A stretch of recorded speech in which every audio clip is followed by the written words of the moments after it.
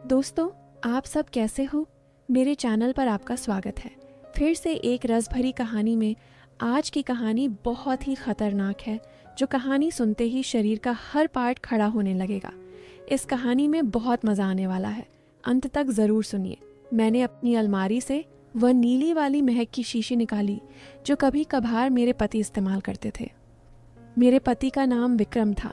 मेरे पति जब यह महक लगाते थे, रात में मेरी रूह कांप जाती थी। उनका स्पर्श इतना कोमल था कि मैं सारी रात उनके सपनों में खो जाती थी। एक दिन क्या हुआ, मैं किचन में चली गई। मैंने इलायची वाला चाय बनाया और उसमें एक ख़ास जड़ी मिला दी ताकि विक्रम को थोड़ी ज़्यादा ताकत मिल सके। ऐसा करते करते रात के 11 बजे बज चुके थे। फिर मैंने जल्दी से चाय का कप उठाया और विक्रम के बेडरूम में चली गई। लेकिन विक्रम तो दूसरे शहर में बिजनेस ट्रिप पर थे, तो मैंने सोचा कि अब तो रोहन ही है जो मेरा इंतज़ार कर रहा होगा। रोहन बड़े बेसब्री से मेरा इंतज़ार कर रहे थे। जैसे ही मैं अंदर आई, रोहन उठकर खड़े हो गए और मुझे घूरने लगे। जब वह कुछ नहीं बोले तो मैंने ही पूछ लिया, ऐसे क्या देख रहे हो? बोलो ना, मैं कैसी लग रही हूँ आज? रोहन ने हकलाते हुए कहा, आज तो मन कर रहा है कि आपको अब भी अपनी बाहों में ले लूं। मैंने हंसते हुए उसे चाय का कप थमा दिया और कहा, मुझे बाहों में लेने की ज़रूरत नहीं है, बस तुम ये पी लो। रोहन ने झट से कप लिया और घूंट घूंट में चाय ख़त्म कर दिया।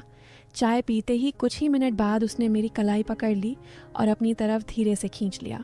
उसके बाद अपनी वो नज़रें मेरी आंखों पर जमा दी। बाप रे, क्या क्या बताएं दोस्तों।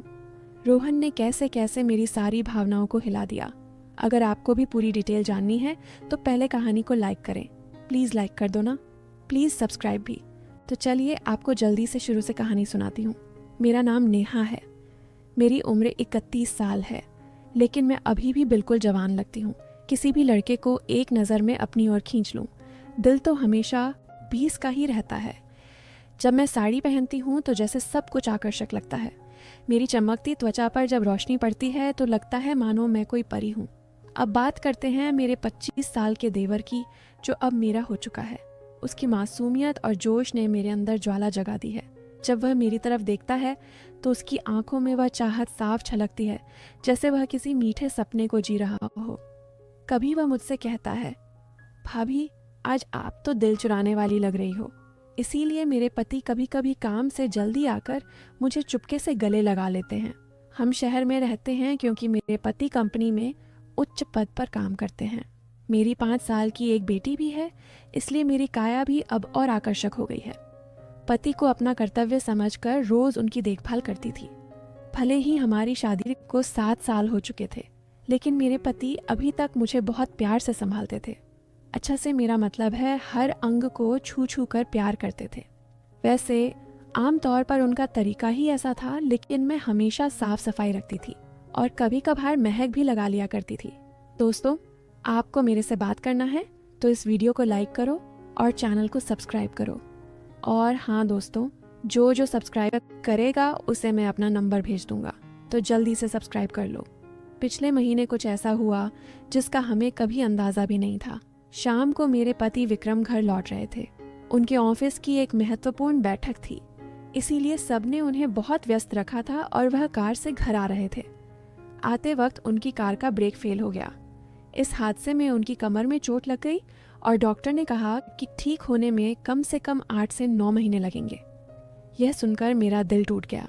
विक्रम का दर्द भले ही शारीरिक था, लेकिन मेरे मन में एक गहरी बेचैनी भर आई।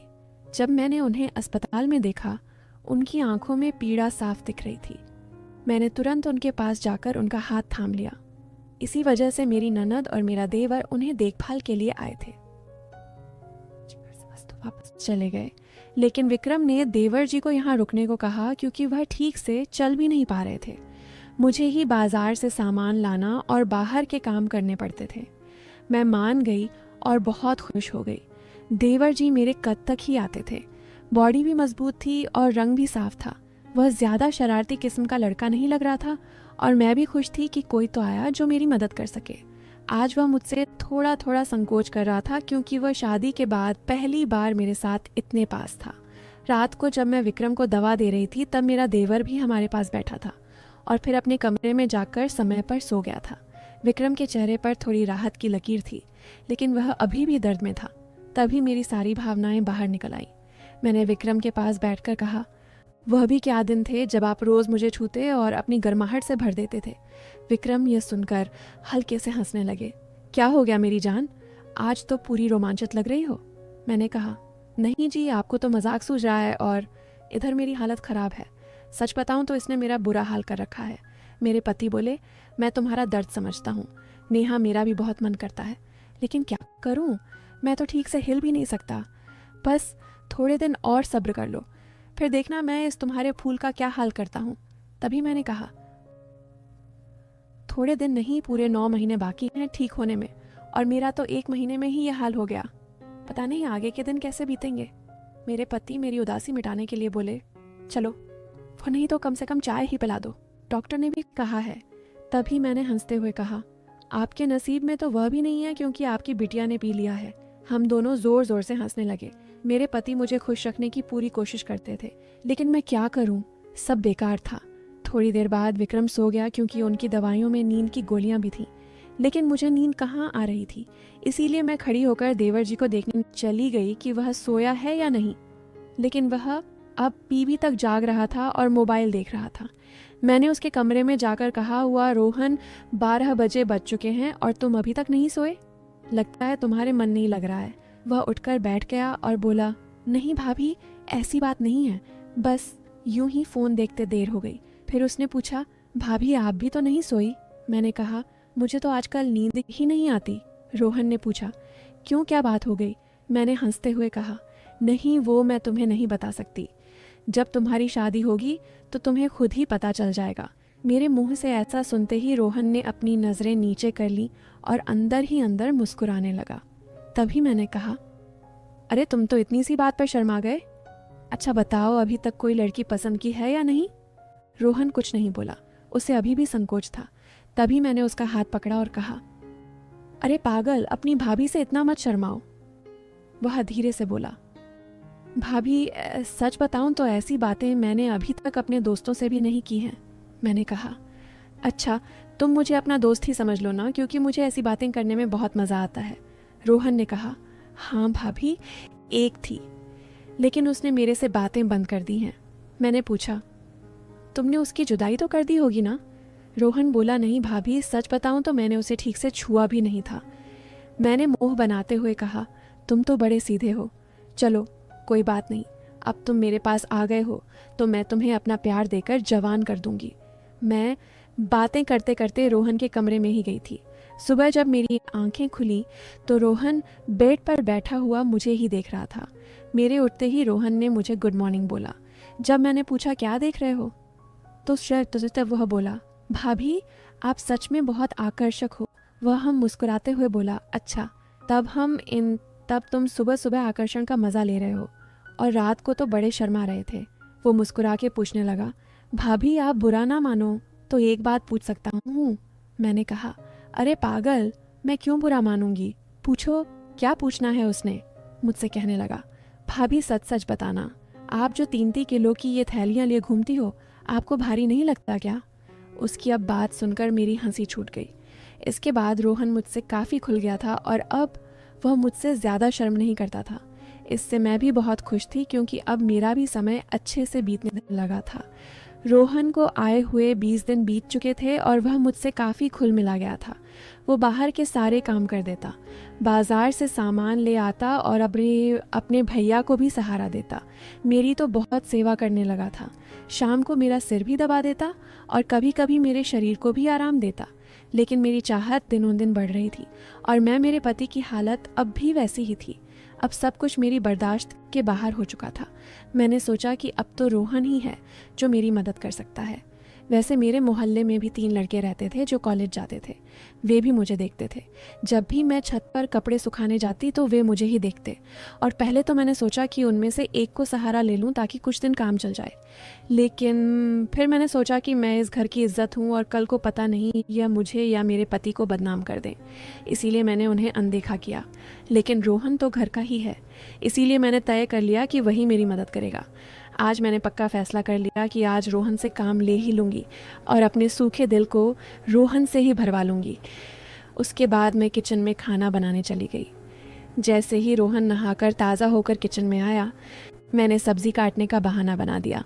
मैं किचन में ही साड़ी का पल्लू नीचे करके काम कर रही थी। मेरी बेटी अभी दादी के घर गई हुई थी क्योंकि घर में उसे देखने वाला कोई नहीं था। इसलिए अब बाकी का काम खुद करना पड़ता था और घर में मेरे पति और रोहन के अलावा कोई नहीं था, तो मुझे डर भी नहीं था। जैसे ही रोहन अंदर आया, वह मुझे देखकर एकदम हैरान हो गया और कहने लगा, सॉरी भाभी, मुझे माफ़ कर दो। मैंने देखा नहीं और बाहर जाने लगा। तभी मैंने उसे रोक लिया। अरे रोहन, क्या हुआ? कोई बात नहीं, अंदर आ जाओ। रोहन बोला, भाभी ऐसे मैं अंदर कैसे आऊँ? मैं कहा, ऐसे वैसे मत करो और जल्दी से आकर मेरी मदद करो। रोहन का मन भी कर रहा था, लेकिन मैं उसकी भाभी थी, इसीलिए वह थोड़ा हिचक रहा था। फिर अब मैंने उसे कहा। धीरे धीरे रोहन किचन में आ गया और पास आकर खड़ा हो गया। वह मुझे देखता ही रह गया। तभी मैंने कहा, ऐसे क्या घूर रहे हो? क्या तुमने आज तक नहीं देखा? वह बोला, माँ कसम भाभी, मैं आपको बता नहीं सकता कि मुझे कैसा लग रहा है। बहुत ही अद्भुत है भाभी। मैंने कहा, तारीफें करना छोड़ो और यहाँ मेरी मदद करो। तभी रोहन बोला, भाभी मुझे नहीं पता कैसे करना है।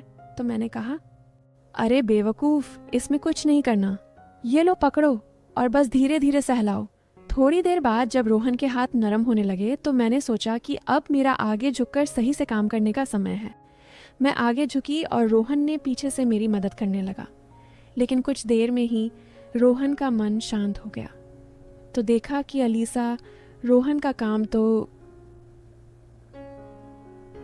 पहले ही पूरा है। उसे देखकर अब मेरा मन बहुत उदास हुआ, लेकिन फिर भी मेरी हंसी निकल ही पड़ी। मैंने नाराज़गी से रोहन को हल्का धक्का मारते हुए कहा, यह क्या किया बेवकूफ़, तुमने तो शुरू होने से पहले ही पूरा कर दिया। इसके बाद जैसे ही रोहन का उत्साह ठंडा हुआ, उसने हड़बड़ाते हुए कहा, सॉरी भाभी, सॉरी, वो मैंने ऐसा कभी नहीं किया, इसलिए मुझसे ऐसा हो गया। मैं अभी जाकर साफ करके आता हूँ। उसे चला गया। मैंने भी उसे ज़्यादा नहीं रोका क्योंकि मैं समझ चुकी थी कि यह उसके लिए इतना आसान नहीं होगा। इस चक्कर में आज खाना भी लेट हो गया था, इसीलिए मैंने जल्दी से खाना तैयार किया और विक्रम को कमरे में देने के लिए चली गई। वह अब भी बैठे बैठे खाने का इंतज़ार कर रहे थे। विक्रम बिल्कुल सीधे साधे और नरम दिल वाले आदमी हैं। वह मेरी बहुत चिंता करते हैं। जब मैं उनके लिए खाना लेकर गई तो पूरा पसीने से तर हुई थी। मुझे देखकर वह बोले, इतनी जल्दबाजी क्यों करती हो? नेहा, धीरे धीरे काम कर लिया करो ना, देखो तुमने अपना क्या हाल बना लिया है। तब मैंने उन्हें छेड़ते हुए कहा, यह तो कुछ भी नहीं है। जब तुम काम करते हो तो मेरा इससे भी ज़्यादा बुरा हाल हो जाता है, और तब तो मैं तुम्हें रुकने के लिए भी कहती हूँ, लेकिन तुम तो हाँ कहकर तेज़ी बढ़ा देते हो। मेरे मुंह से ऐसा सुनकर मेरे पति मुस्कुराने लगे। तुम भी ना नेहा, कहाँ की बात कहाँ ले जाती हो। इसके बाद विक्रम ने खाना खा लिया और मैंने उन्हें दवाई भी दे दी। दवाई लेने के बाद उन्हें नींद आ गई और वह आराम करने लगे। मैं भी काफ़ी थक चुकी थी, इसलिए मैं नहा धोकर ताज़ा हो गई। इसके बाद मैं रोहन के कमरे में उसे देखने के लिए गई तो वह भी सो चुका था। फिर मैं भी आकर आराम करने लगी। शाम को जब मैं रोहन को चाय देने गई तो वह बैठा फ़ोन चला रहा था। मुझे देखकर उसके चेहरे पर मुस्कान आ गई। मैं भी उसे देखकर हंसने लगी और मैंने उससे पूछ लिया, क्या बात है रोहन, आज तो तुम काफ़ी खुश लग रहे हो। तो वह बोला, भाभी वो मैंने पहली बार ऐसा एहसास लिया था। प्लीज़ आप बुरा मत मानना, मैं सच बता रहा हूँ, बिल्कुल मेरे से काम नहीं बन पाया। तभी मैंने उसे रोकते हुए कहा, अरे बेवकूफ़, मैं कब बुरा मानने लगी, वैसे सच बताऊँ तो मुझे भी अच्छा लगा। इसके बाद मैं रोहन को चाय पकड़ा दी और उसके साथ बैठकर पीने लगी। हम दोनों बातें करने लगे। आज रोहन के मुंह से मेरे लिए तो तारीफ़ें ही बरस रही थीं। वह बस मेरी प्रशंसा ही करता जा रहा था। भाभी आप बहुत ख़ास हो, मैं तो सोच रहा हूँ कि ज़िंदगी भर आपके साथ ही रहूँ। इन 20 दिनों में मुझे स्वर्ग जैसा लग रहा है और ऊपर से आपकी सुंदरता। मैंने मुस्कुराते हुए कहा, आज तो तुम्हारे मुंह से सिर्फ तारीफ़ें ही निकल रही हैं। लगता है रोहन मेरा हाथ पकड़कर बोला, आप सही कह रही हैं भाभी, अब आपको भी मेरे काम में मेरी मदद करनी होगी। अब तो आपको मेरी बात माननी ही होगी।